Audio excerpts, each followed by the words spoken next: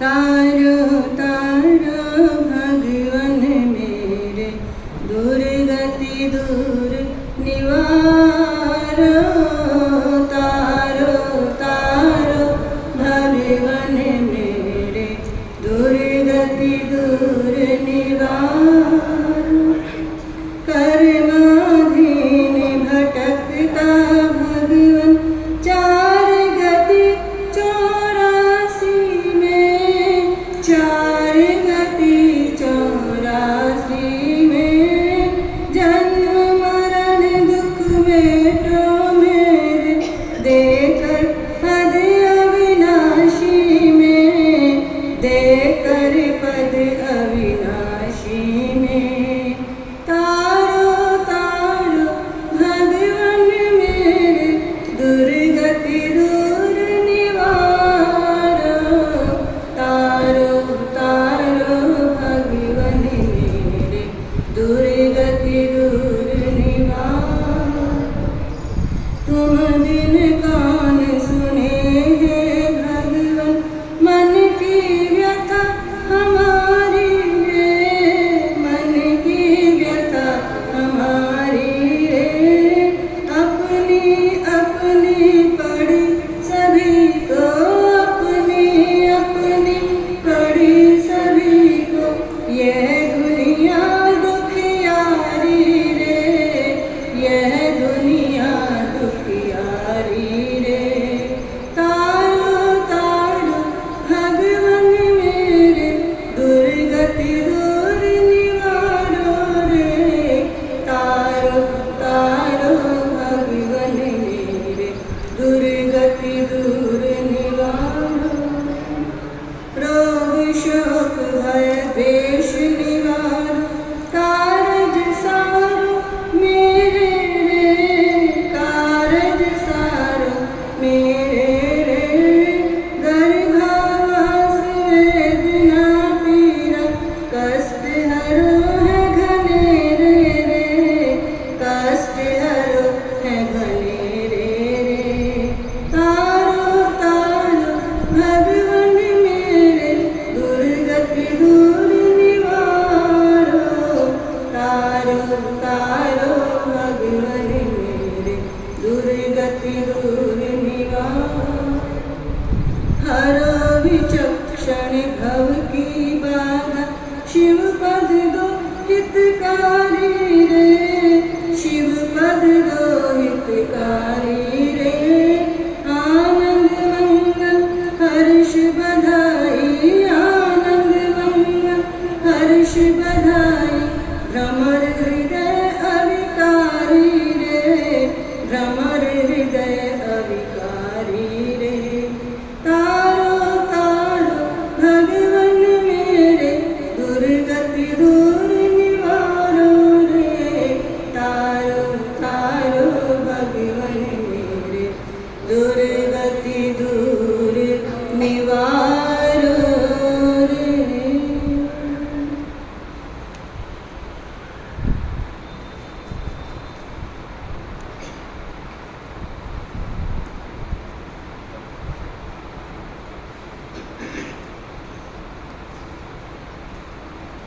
सिद्धाणम बुद्धाणम पारगयाणम परम परगयाणम लोकमो गयाणम नमो सया सब सिद्धाणम। इक्को भी नमुकारो जिनवर वत्स हस्तबद्ध मानस संसार सागराओ तारे नरंग नारिंग। अहो अहो श्री सद्गुरु करुणा सिंधु अपार, आप मर पर प्रभु करो अहो अहो उपकार। अनंत शुद्ध आत्माओं को नमस्कार।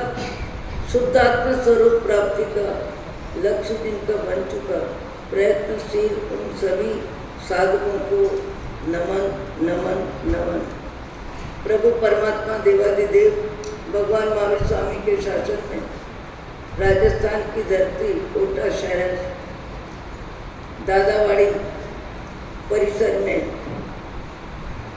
आपको हमको सबको मनुष्य भाव में अवसर मिला है अपने ही चेतन चिदानंद को जागृत करना।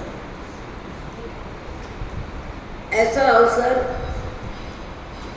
का सदुपयोग, सही उपयोग, सम्यक उपयोग, यथार्थ उपयोग जब जीवन में होता है तब बाह्य जगत बाहर रह जाता है, बाह्य जगत बाहर रह जाता है और भीतर के जगत में बाह्य जगत का ममत्व के रूप में, अधिकार के रूप में, अहंकार के रूप में, आसक्ति के रूप में संपर्क खत्म हो जाता है।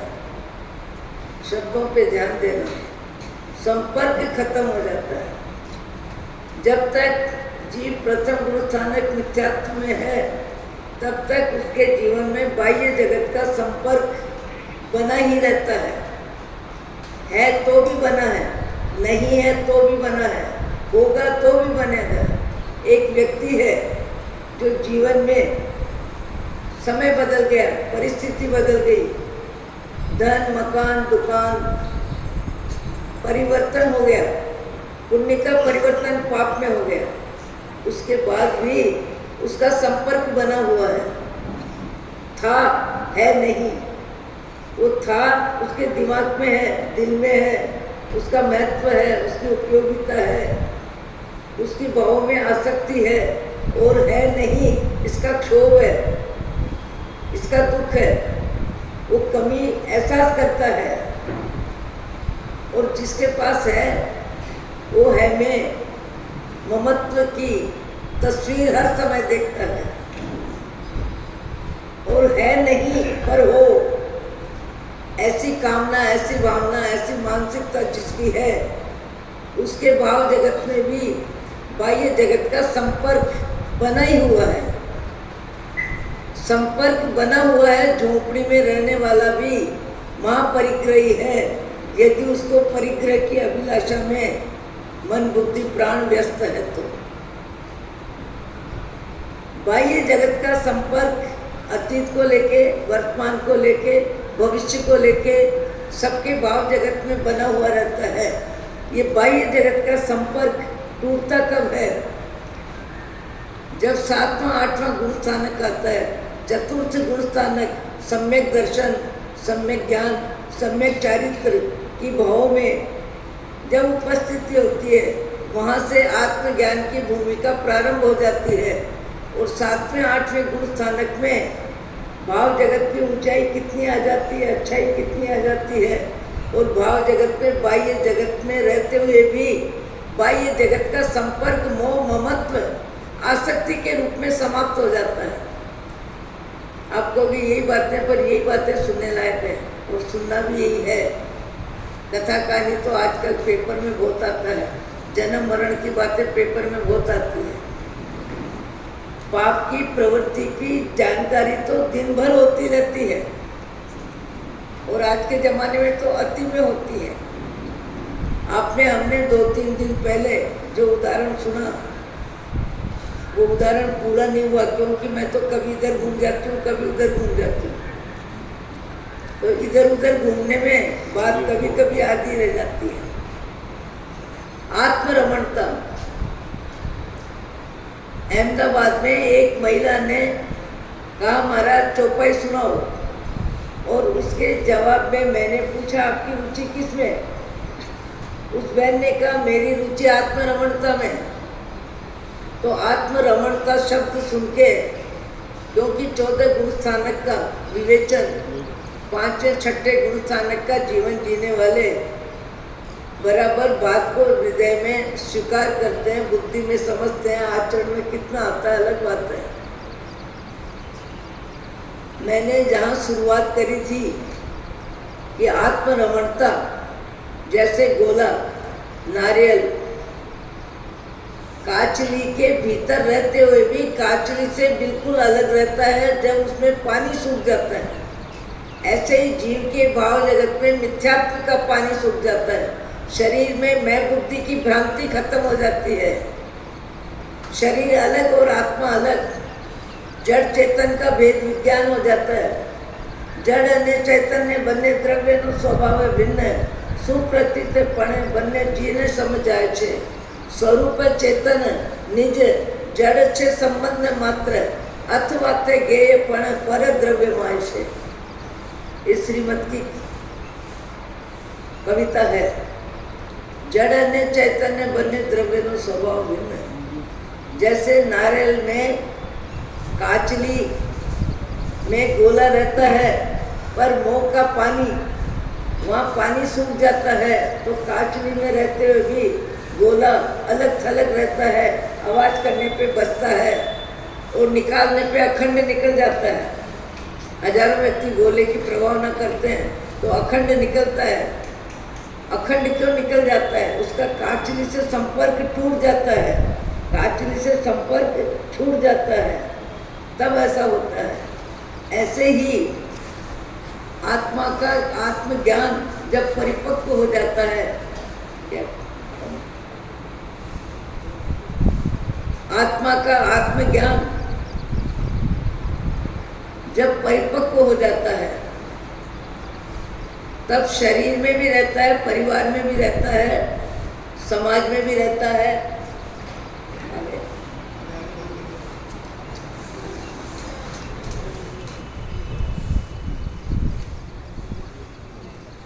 समाज में भी रहता है, परिवार में भी रहता है, घर में भी रहता है, दुकान में भी रहता है, और बाह्य जगत की सारी जवाबदारी भी निभाता है। पर भीतर में आत्मज्ञान की भूमिका होने के बाद व्यक्ति को स्पष्ट एहसास होता है कि मैं आत्मा हूँ, ये पुण्य पाप की दुनिया है। पुण्य में अनुकूलता, पाप में प्रतिकूलता, दोनों में समत्व आ जाता है, दोनों में समत्व आ जाता है। भाव जगत में दोनों की कीमत एक हो जाती है। क्या सोना और क्या लोहा, क्या सोना और क्या लोहा। कई पद भी ऐसे गाते हैं अपन, कई पदों में ये बात आती है। अवधूत क्या सोवे तन मठ में, जाग विलोकन घट में। आत्मज्ञान का सूर्य उपस्थित हो जाता है, उसके बाद वेद विज्ञान कितना होता है। उन माँ साहब को शुरू में जब मैंने पूछा आत्मा की रमणता, आत्मा की रमणता मतलब बाह्य जगत में रहते हुए बाह्य जगत का मोह का संपर्क टूट जाता है, आसक्ति छूट जाती है, अहंकार छूट जाता है, और पुण्य पाप दोनों भेद, दोनों व्यवस्थाओं में अभेद बुद्धि हो जाती है। शब्दों पे ध्यान दोगे, शायद शब्द भी मेरे कुछ नए लगते होंगे। पुण्य पाप के उदय में अभेद बुद्धि हो जाती है, समबुद्धि हो जाती है, एक बुद्धि हो जाती है। सोने की बेड़ी और लोहे की बेड़ी समान हो जाती है। ऐसी स्थिति जीवन में आती है, और ऐसे महामानव जो आत्मज्ञान की परिपक्वता में पहुंच जाते हैं, उनको ये एहसास हर समय होता है। वो बहन माँ साहब जिनकी मैंने बात चालू करी थी और बात अधूरी थी, वो मैंने कहा माँ साहब आपकी सास बंटवारे में आपको कम देती है और अपने बेटे को ज़्यादा दे देती है, क्योंकि आपके पति तो ऊपर चले गए, तो आपको कम देती है और दूसरे बेटे को ज़्यादा देती है, और आपको इसकी जानकारी है। फिर आपको कैसा लगता है?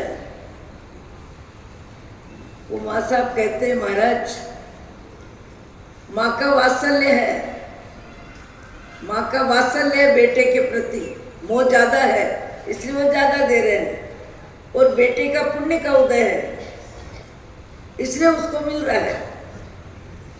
देखो आत्मज्ञान की भूमिका परिपक्व होने के बाद भाव जगत कितना बदलता है, कैसा बदलता है, भीतर में राग द्वेष कितना शांत होता है। वो माँ साहब कहती हैं कि माँ का वात्सल्य है और बेटे का पुण्य का उदय है।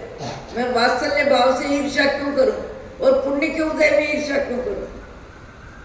पुण्य के उदय में ईर्ष्या करने से मेरा पुण्य और कम होगा। मैं ऐसा क्यों करूं? देखो आत्मज्ञान परिपक्व आने पर भाव जगत में पुण्य पाप की फिल्म में बुद्धि में समत्व कितना आता है, विवेक कितना आता है, समझ कितनी आती है, और रागद्वेष के भाव कितने शांत होते हैं। मुझे सुन के लगा सही में आत्मज्ञान होने के बाद जड़ जगत, पुण्य का उदय, पाप का उदय, दोनों फिल्म में आत्मा का विवेक इतना जागरूक हो जाता है कि पुण्य के उदय में इतराता नहीं और पाप के उदय में घबराता नहीं। पुण्य के उदय में इतराता नहीं, पाप के उदय में घबराता नहीं। पाप का उदय कैंसर रोग विचक्षण सिंह जी महाराज का हुआ, एक क्षण भर के लिए घबराए नहीं, एक क्षण भर के लिए उनका चित्त शांत हुआ नहीं, किसी से सलाह ली नहीं, मेरा दर्द ठीक हो ऐसा विकल्प आया नहीं। असाता का उदय, साता का उदय, दोनों में समत्व आ गया। शरीर स्वस्थ है, साता का उदय, और शरीर में बीमारी आती है। हम तो दवा खाते हैं 2-2, 3-3 बार। बात जिनकी करते हैं जो ज्ञानी थे, हकीकत में जो ज्ञानी होते हैं उनका जीवन बोलता है, और मेरी तो केवल जिह्वा बोलती है। जिह्वा बोलना कोई प्रमाण नहीं है, जीवन बोलना प्रमाण है। वो माँ साहब जिस भाव से बोल रहे हैं, मैंने कहा विचक्षण सिंह जी महाराज को वेदना में वेदना की तकलीफ नहीं हुई। एक क्षण भर के लिए दादा गुरुदेव को प्रार्थना नहीं करी कि मेरी तबीयत ठीक कर दो, मेरी क्षमता बढ़ा दो, मेरी सहन शक्ति बढ़ा दो, इन कर्मों को मैं इस भव में जिनवाणी के सहारे क्षय करूं, ऐसी बुद्धि दो। पाप के उदय को भी सहजता से स्वीकार करना ये ज्ञानी का लक्षण होता है। पुण्य के उदय में इतराना नहीं, ये भी ज्ञानी का लक्षण होता है। पुण्य पाप के उदय की फिल्म तो चलती रहती है, बदलती रहती है, कम ज्यादा होती रहती है। तो माँ साहब को मैंने सुनते ही मुझे लगा ये आत्मा तो नमस्कार करने लायक है। क्या शब्द बोल रही है कि माँ के वात्सल्य से मैं ईर्ष्या क्यों करूं, और देवर के पुण्य के उदय में मैं परेशान क्यों हूं। मेरी इसमें क्या भूमिका है, क्यों भूमिका बने। दूसरा प्रश्न क्या था?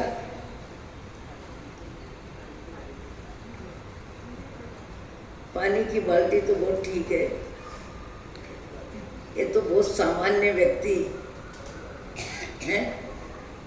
सामान्य व्यक्ति की स्थिति होती है कि अपना मटका, अपना पानी, अपना कपड़ा, अपना बर्तन, उसमें तेरा मेरा, तेरा मेरा, तेरा मेरा चलता रहता है। मैंने कहा आपकी बहू आपसे आगे आके बैठ जाए तो आपका कैसा लगे, क्योंकि उम्र का भी अभिमान होता है, पद का भी अहंकार होता है। बोले मेरे को तो कुछ भी नहीं लगता। मैंने कहा कुछ तो लगता होगा, आगे बैठी है, ज़्यादा सुनेगी, ज़्यादा समझ में आ जाएगा तो ज़्यादा कल्याण होगा। मेरे को क्या तकलीफ, मेरे को क्या तकलीफ। ये भाव जगत, असली धर्मी व्यक्ति का भाव जगत ऐसा बनता है, असली धर्मात्मा का भाव जगत ऐसा बनता है कि वो दुनिया के बीच में रह के, परिवार में बीच में रह के, समाज में रह के, संबंधों में रह के अपने कर्म बंधन की भूमिका में अपने को बचाता है। कर्म बंधन की भूमिका में अपने को बचाता है, पुराने कर्मों का क्षय करता है और नए कर्म भोगने में समता में रहता है, सहज रहता है। पाप के उदय की फिल्म को भी धैर्य से सहन करता है और पुण्य के उदय को भी अनासक्ति से सहन करता है। पुण्य पाप के उदय में समत्व आना ये ज्ञानी के लक्षण होते हैं। आज भी कभी कभी कोई व्यक्ति जब ज्ञानी मिलता है तो सहजता से ऐसा जीवन देखने को मिलता है, और ऐसा जीवन देखने को मिलता है, दिखाने का भाव नहीं होता है पर दिखता है। व्यक्ति का परिचय, व्यक्ति का व्यवहार हकीकत दिखा देता है। और जीवन जीने में एक विशेष व्यवस्था यह आ जाती है कि ज्ञाता दृष्टा भाव आ जाता है, परिस्थिति को सहन करने की क्षमता आ जाती है। परिस्थिति में विकलता, बेचैनी, खींच, झुंझलाहट ये अज्ञानी के चलता है। ज्ञानी के खींच, झुंझलाहट सब विपरीत परिस्थिति में कर्म बंधन की भूमिका में उसकी स्थिति बहुत सामान्य हो जाती है, असर ही नहीं होता। मैंने कहा जीवन कैसे जीना, आपका जीवन तो बन गया पर दुनिया जीवन कैसे जिए।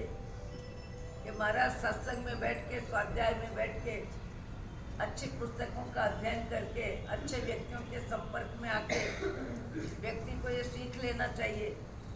ताश के पत्ते भगवान ने बांटे कि भाग्य ने बांटे, जिसने भी बांटे बांट दिए।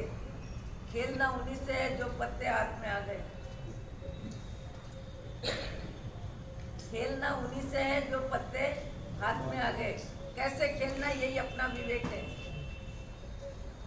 परिस्थितियां जीवन में एक समान नहीं होती, परिस्थितियां बदलती रहती है, उछल पुछल होती रहती है, कम ज़्यादा होती रहती है, हर्ष शोक बनता रहता है। परिस्थितियां जीवन में आए दिन बदलती है, पर परिस्थितियों में मन की स्थिति को संभाल के रखना, सहज रखना, ऊंची नीची नहीं होने देना, ये स्वाध्याय सत्संग का लाभ है। सत्संग में हमको यही शिक्षा मिलती है कि परिस्थितियों में विजय पाना। परिस्थितियां हमें हचमचावे नहीं, परिस्थितियां हमें फैल नहीं करे। परिस्थितियों में हमारा सम्यक ज्ञान, सम्यक दर्शन, भगवान की वाणी, भगवान का जीवन हमारी आंखों के सामने आ जाए। भगवान का जीवन हमारी आंखों के सामने आ जाए। भगवान महावीर का जीवन, भगवान पाटनाथ का जीवन, भगवान आदिनाथ का जीवन। तीर्थंकर बनने वालों को भी आखिरी भाव में मोक्ष जाने से पहले कर्मों का भुगतान कितना करना पड़ा, कैसे करना पड़ा, दुनिया जानती है। और वर्षित तक हजारों लाखों व्यक्ति करते हैं, हजारों लाखों व्यक्ति वर्षित तप करते हैं। आदिनाथ भगवान को भी 1 वर्ष तक आहार के लिए निकलते थे, आहार के लिए निकलते थे, आहार नहीं मिलता था। अधीन मन से, सहज मन से जाना आने की क्रिया होती थी, जाने आने की क्रिया होती थी। आहार के लिए निकलते थे, पर आहार देने वाले बहुत कुछ देना चाहते थे, सोना चांदी, हीरा माणक, मोती, कपड़े, जेवर, पर आहार विधि का ज्ञान किसी को नहीं था। मुनि का आहार, मुनि को आहार कैसे देना, मुनि को क्या देना, मुनि को तो एक दिन की रोटी सब्जी दाल चावल जो भी है वो चाहिए। मुनि आहार लेने के लिए आदिनाथ 1 वर्ष तक निकलते थे, पर आहार नहीं मिला। देना चाहते थे लोग, पर क्या देना ये विवेक ही नहीं आया किसी को। पर आदिनाथ भगवान के लिए कहा जाता है कि आहार लेने जाते थे और आते समय अधीन मन सा, मन में कोई विकल्प नहीं, मन में कोई क्षोभ नहीं, मन में कोई परेशानी नहीं, आहार का उदय नहीं है, तप का लाभ का योग है, ऐसा सोच के आनंदित रहते थे। आज आप हम किसी चीज को प्राप्त करने के लिए निकलते हैं और वो चीज प्राप्त हो जाती है तो मन में प्रसन्नता आती है, और परिश्रम बेकार हो जाए तो मन हैरान हो जाता है, किसी का उदास हो जाता है। कभी कभी कई व्यक्ति बहुत बड़े नुकसान को भी पानी पीने की तरह झेल लेते हैं। कई व्यक्ति बड़े बड़े नुकसान को पानी पीने की तरह झेल लेते हैं, और कई व्यक्ति सामान्य प्रतिकूलता में, परेशानी में, धन हानि में, मान हानि में हैरान परेशान हो जाता है। एक व्यक्ति आए हमारे 5 व्यक्तियों के साथ, उनके पहले दिन रेड पड़ी थी, उसकी जानकारी सबको थी, हमको भी समाचार आ गए थे, वो तो नहीं आएंगे। पर हमने देखा कि वह व्यक्ति भी जिसके घर रेड पड़ी है, चालू है अभी, या आ सके कैसे पता नहीं, पर वो आ गए, आके बैठे हैं, शांति से बैठे हैं, आराम से बैठे हैं। जिस माहौल में बातचीत चल रही है धार्मिक कार्यक्रमों की, उसमें रुचि ले रहे हैं। मैंने सोचा है इनके यहाँ तो मैंने सुना धाड़ पड़ी है, और फिर दूसरे व्यक्ति ने बताया कि 35 से भी ज़्यादा 45 करोड़ 45 करोड़ का क्या आता है वो, क्या बोलते हैं, नुकसान का भुगतान, बिना हक का पैसा, 2 नंबर के पैसे में जो बना है दंड के रूप में पैसे का भुगतान करना है। कितना? 48 करोड़। 48 करोड़ का नुकसान की बात सुन के टिकट बदलने की बात कही, सब ने बोले टिकट बदलने की जरूरत नहीं है, चलना है अपने को। और वही मुख्य व्यक्ति सब में, और आने में हो गया था वो कार्यक्रम, हमारे यहाँ आ गए और आके सारी बातचीत में व्यवस्थित, बिल्कुल व्यवस्थित, इतना बड़ा नुकसान, आया हुआ धन, कमाया हुआ धन, बेईमानी या ईमानदारी जब वो वापस जा रहा है और इतना घाटा सहन करना है और कमा के देते रहना है काफ़ी समय तक। उस व्यक्ति ने कहा जो होना था हो गया, देना है देते रहेंगे, काफ़ी समय देना पड़ेगा, तब कहीं 48 करोड़ का भुगतान होगा। तो मैंने कहा भुगतान होगा आपको महाराज, ये तो पुण्य पाप की फिल्म है, जीवन में बदलती रहती है, आता है तो जाता है, आवे नहीं तो जावे क्या। जब आता है हमको अच्छा लगता है, तब जाते हुए हैरान परेशान होने की जरूरत क्या है। ऐसे भी कई व्यक्ति हैं संसार में, परिस्थितियां बदलती है, उनका चेहरा नहीं बदलता, उनका रहन सहन नहीं बदलता, उनका खान पान नहीं बदलता। कई व्यक्तियों को तो एक छोटी सी बात की प्रतिकूलता में रोटी छूट जाती है। आज भाभी जी ने खाना नहीं खाया, क्यों नहीं खाया? आज उनका मन ठीक नहीं है। मन क्यों नहीं ठीक है? किसी ने कुछ कह दिया, उपवालन दे दिया, काम काज को लेके, बातचीत को लेके, जवाबदारी को लेके। जहाँ अनुकूलता के शब्द मिले तो मन गुब्बारे की तरह फूल जाता है, और प्रतिकूलता के शब्द मिले तो बेचारा बापड़ा बन जाता है, चेहरा लटक जाता है, आवाज़ बदल जाती है, चेहरे से मालूम पड़ जाता है कि आज इनका मन ठीक नहीं है। ऐसे भी दुर्बल निर्बल वाले मन होते हैं जो न पुण्य को पचा सके, न पाप को पचा सके, न प्रशंसा सुन सके, न निंदा सुन सके। दोनों में मन ऊंचा नीचा होता रहता है। समझ लेना चाहिए सत्संग का असर अभी उनके जीवन में नहीं है।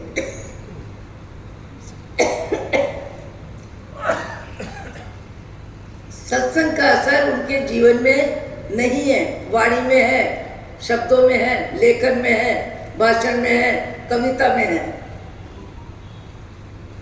कविता बोलने वाला बोल देता है, प्रभु और मुझको दीजिए बाल कवि का। ये बाल कवि बैरागी मालवे का कवि, उनके ये शब्द मैंने रायपुर में सुने किसी कार्यक्रम के बाद। वो हमारे यहाँ आए, बातचीत करी, तो मुझे वाक्य पसंद आ गया। प्रभु और मुझको दीजिए आशीर्वाद एक, माँ लक्ष्मी की गोद में सो न जाए विवेक।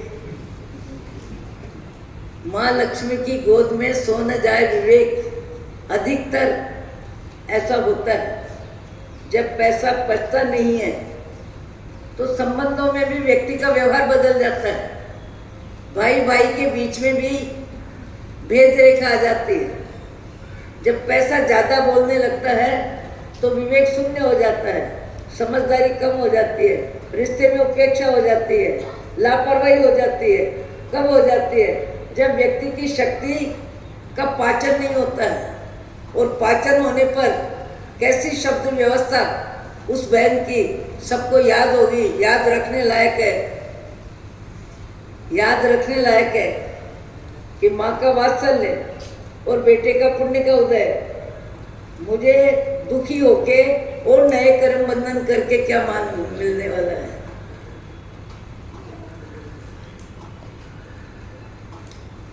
आत्मज्ञान की भूमिका आपके मेरे जीवन में आनी चाहिए, बननी चाहिए।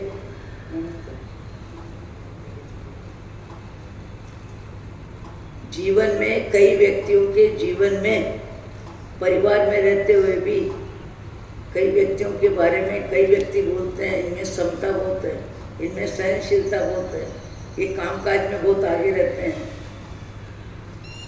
ये सबके काम आते हैं, घर में भी सबके काम आते हैं, पड़ोसी के भी काम आते हैं, इनकी सेवा भावना बहुत ज़्यादा है।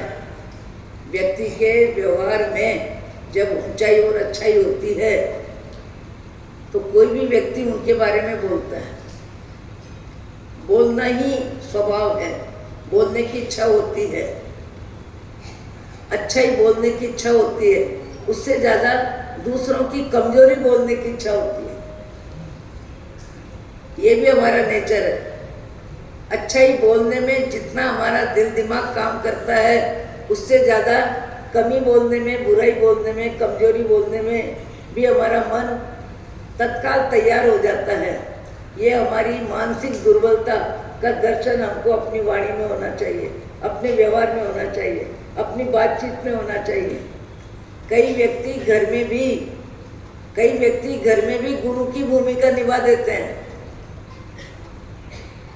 कई व्यक्ति घर में भी गुरु की भूमिका निभा देते हैं। जैसा मैंने कहा था कि एक दही गिरा आधा किलो दही गिरता है किसी के हाथ से, बहू बेटी जो भी बोलो, और गिरने के बाद जिसके जो अधिकार की सीट पे है उसको नुकसान बर्दाश्त नहीं होता है कि 4 की कटोरी में जाता बेकार हो गया। अब गलती होती है, उसको भी ज्ञान हो जाता है कि मेरे से गलती हुई है, पर उससे ज़्यादा गलती बताने वाले की जबान ज़्यादा चलती है, जल्दी चलती है। गलती जिससे होती है उसको भी एहसास तो हो जाता है कि मेरे से गलती हुई है, और वो गलती का एहसास करता भी है। और वो गलती का एहसास करे उससे पहले तो गलती बताने वाला 2-4 शब्द फूलझड़ी की तरह प्रतिकूल शब्द छोड़ देता है, तो फिर मन सुन के ही दुखी हो जाता है और सुनाने वाले के मन के बारे में मन विचार करने लग जाता है। समझदार व्यक्ति दूसरों की गलती पे कम में कम बोलता है। वो माँ साहब के जहाँ बैठे हैं वहाँ से उनकी आंख ने देख लिया कि दही गिर गया। 2-4 शब्द आपने मैंने कितनी बार सुना है, बोला है। हर्ष में भी व्यक्ति जरूरत से ज़्यादा शब्द बोलता है और शोक में भी व्यक्ति जरूरत से ज़्यादा शब्द बोलता है। उचित और सीमित बोलने की व्यवस्था जिनका विवेक होता है उन्हीं के पास होती है। वो दूर बैठे भाषा बोल रहे हैं कि सेठानी भाग्यशाली, तेरी आवाज में इतना क्रोध आ रहा है, इतनी नाराजगी प्रकट हो रही है। ये दही तो बाजार से आ जाएगा, दही बाजार से आने में क्या देर लगेगी? दही बाजार से आ जाएगा, पर तुम्हारी आत्मा धड़ाम जाके तिरंज गति में गिरेगी तो कब ऊपर आओगे? कैसे ऊपर आओगे? ये वस्तु राग, ये पदार्थ का राग, ये प्रमाण का राग, ये किसको देना किसको नहीं देना, कम ज़्यादा राग द्वेष चलता ही रहता है। शक्ति होते हुए भी राग द्वेष चलता है।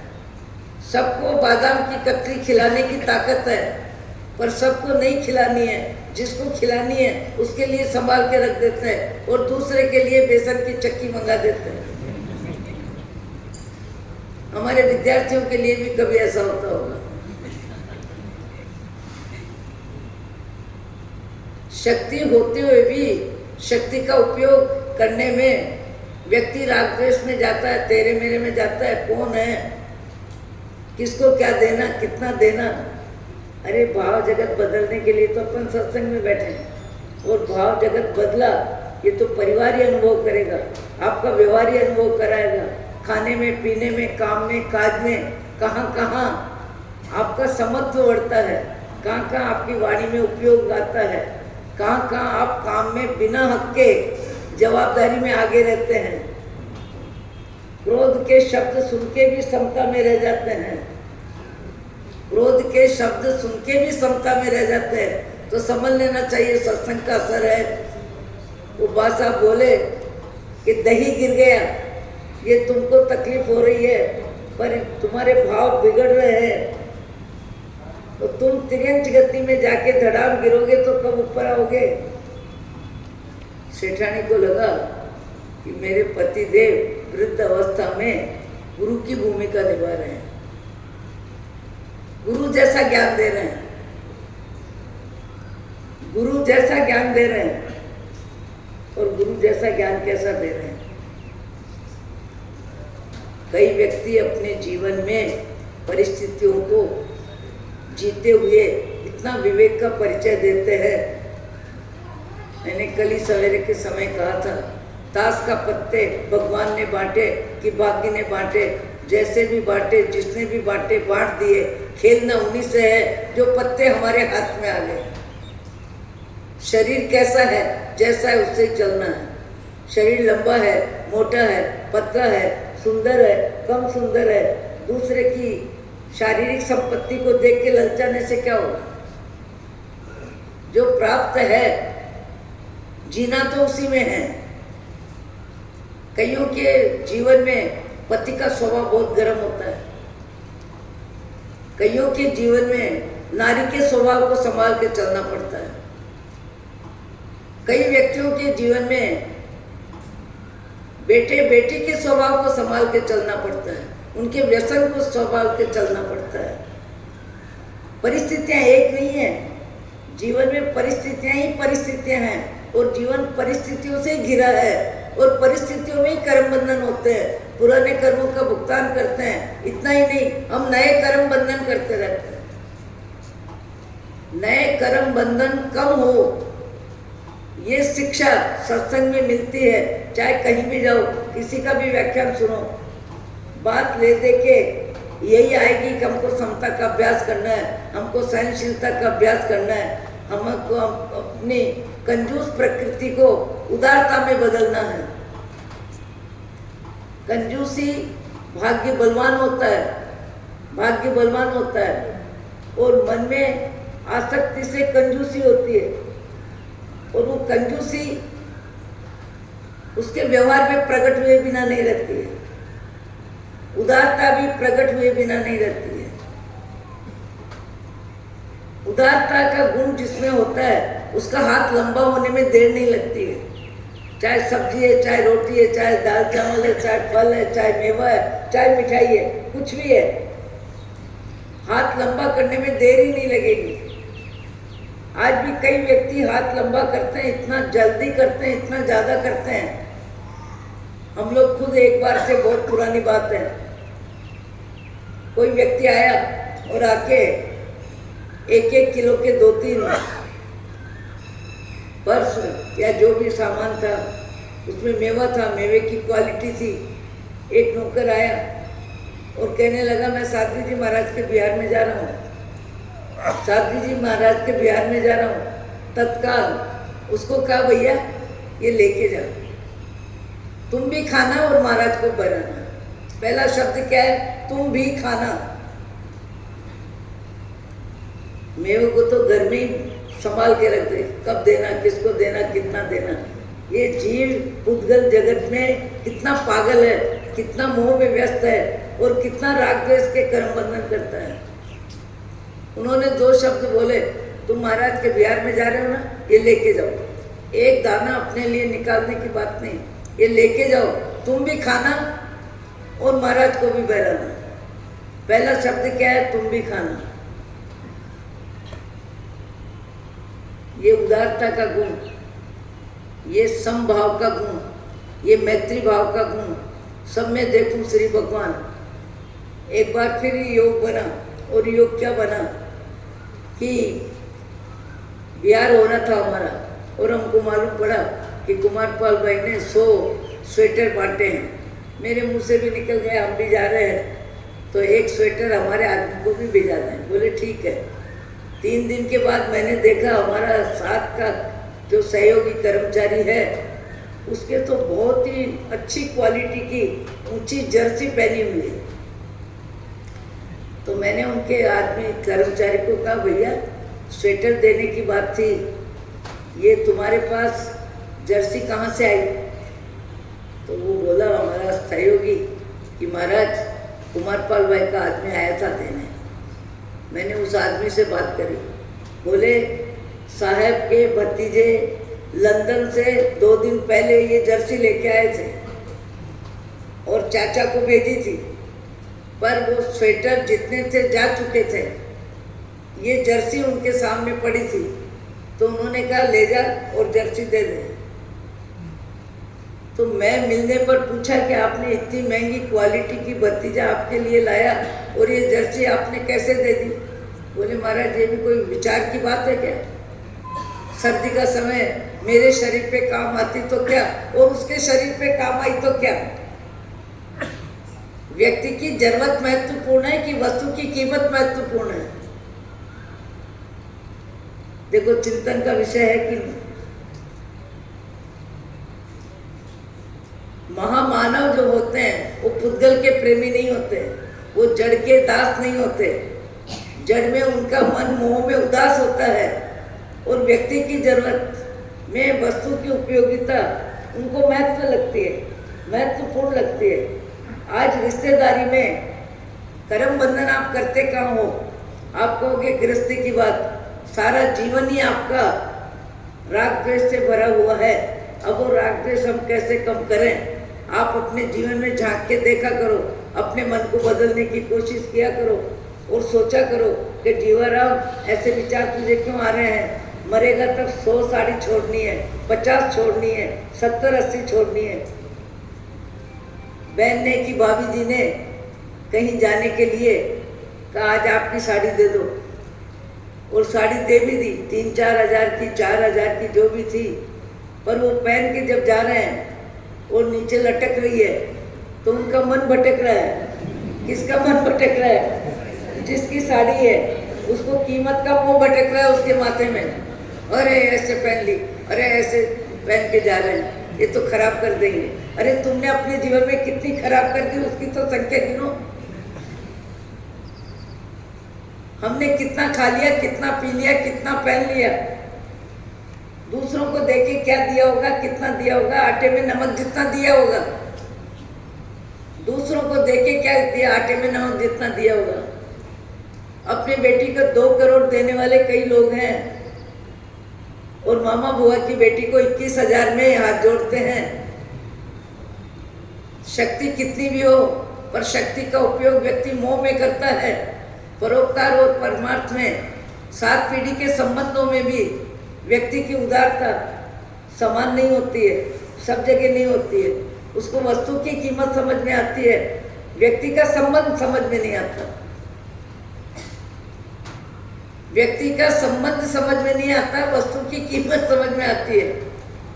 वो बहन मुझे कहने लगी महाराज ये मन तो बड़ा मुश्किल है। मैंने कहा क्या? कि 2 साड़ी मैंने पहनने के लिए दी है, पहनते वो हैं और मेरा मन उसका ध्यान रखता है। हम दोनों एक ही कार्यक्रम में जाते हैं तो मेरा मन बार बार ध्यान रखता है कहाँ बैठ रहे हैं, खाने के लिए कहाँ बैठ रहे हैं, बिना उसके बैठ रहे हैं, ये साड़ी खराब हो जाएगी। साड़ी खराब हो जाएगी कि मन खराब हो गया? साड़ी खराब होगी क्या? वो दुखी होगी, सुखी होगी? साड़ी आपकी है इसलिए आपका मोह में आपका मन खराब हो रहा है, और मन खराब होके क्या कर रहा है? कर्म बंधन कर रहा है। विण खादा विण भोग व्याजी, फोगट कर्म है बंधाए। हम जरूरत के कर्म कितने बंधन करते हैं और बिना जरूरत के कर्म बंधन कितने करते हैं। विण खादा विण भोग व्याजी, फोगट कर्म बंधाए। आर्त ध्यान मिटे नहीं जी, कीजे कौन उपाय। जिन जी मुझ मूर्ख ने तार। आज की दुनिया में संबंधों में संख्या कम होती जा रही है और कम संख्या में मोह बढ़ता जा रहा है। मोह बढ़ता जा रहा है, इतना मोह बढ़ता जा रहा है कि पूछो मत।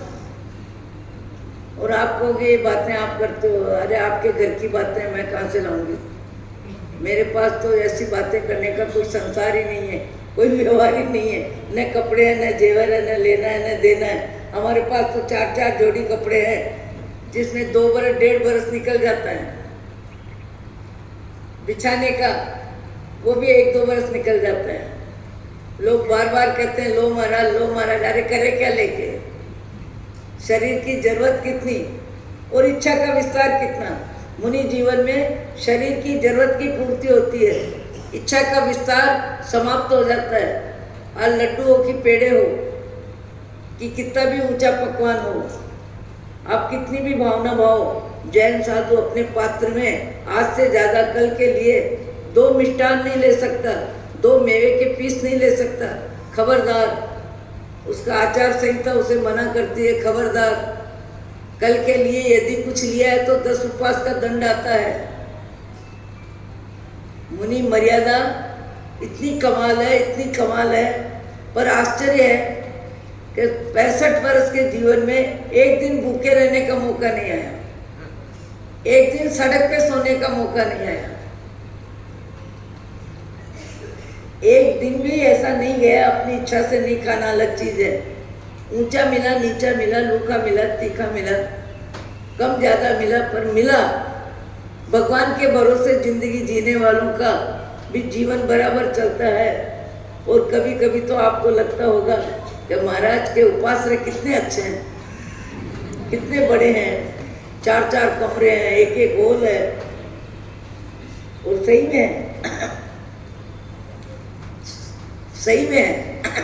आपको तो एक मकान में 50 वर्ष निकालने पड़ते हैं, 60 वर्ष निकालने पड़ते हैं, 40 वर्ष निकालने पड़ते हैं। ज़्यादा पैसा बढ़ जाए तो मकान बंगला बन जाएगा, एक बंगले से दूसरे बंगले में चले जाओगे। फिर थोड़े दिन घूमने के लिए 2-4 घंटे के लिए फार्म हाउस चले जाओगे, वहाँ खाना पीना हंसना बोलना करके आ जाओगे। 1000 मकान बदल लिए हमने अपने जीवन में, कांच का भी मकान बदल लिया, मार्बल का भी बदल लिया, सब तरह के बदल लिए। पर किसी भी मकान में हमारा मन फंसा ही नहीं, हमारा मन को मोह आया ही नहीं। हमारा है ही क्या? हमारा कुछ नहीं है। हमको क्या मतलब, क्या लेना क्या देना, हम तो आज आए कल चले जाएंगे। मेरे को लोग कहते हैं यहाँ का माहौल बहुत अच्छा है, मैंने कहा बहुत अच्छा है, इसमें कोई दो मत नहीं, पर हमको तो 5 महीने के बाद ओम शांति करना है, हमको क्या लेना देना, क्या लेना देना। आज ही भाव क्या है, उपयोग है।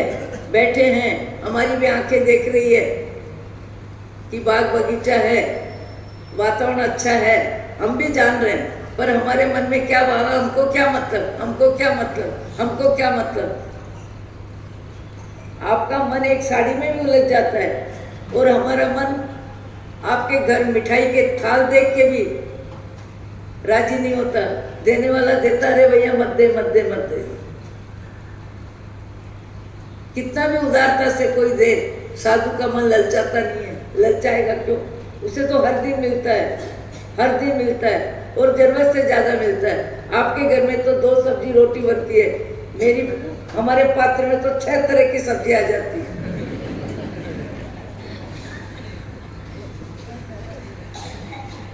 और हाथ जोड़ के मना करना पड़ता है, नहीं चाहिए नहीं चाहिए नहीं चाहिए नहीं चाहिए। सम्यक दर्शन, सम्यक ज्ञान, सम्यक चारित्र जीवन में आपके मेरे आना चाहिए और बाह्य जगत बाहर रह जाए, बाह्य जगत बाहर रह जाए और पारिवारिक व्यक्तियों में संक्लेश की आदत शांत हो जाएगी, समाप्त हो जाएगी और ज़्यादा में ज़्यादा कंजूसी कम हो जाएगी, उदारता आ जाएगी। वो माँ साहब के 2 शब्द याद रखो कि माँ का वात्सल्य है, जितना भी दिया माँ ने, और मेरे देवर का पुण्य है, उनके पुण्य से मैं क्यों ईर्ष्या करूं और माँ के वात्सल्य से क्यों ईर्ष्या करूं। मुझे क्या लेना देना, मुझे जो मिला है वो भी कम नहीं है, मेरी जगत में वो भी कम नहीं है, वो भी मुझे छोड़ के जाना है। मुझे दूसरों के निमित्त को लेके कर्म बंधन कम में कम करना है। ऐसी भगवान आपको, मुझको, सबको सद्बुद्धि दे। किसी के सम्मान में दुखी नहीं हुए, किसी के प्रभाव में दुखी नहीं हुए, किसी के ऊंचे मकान देख के दुखी नहीं हुए, किसी की वाहवाही देख के दुखी नहीं हुए। अपना भोजन, अपना दाम्पत्य जीवन, 3 बात है, अपनी रोटी, अपना भोजन, अपना धन। तीनों में व्यक्ति जो सुखी रहता है, समता में रहता है, माप तोल के जीवन जीता है, दूसरों की थाली में झांकता नहीं है और अपनी थाली में भी आसक्त नहीं होता है।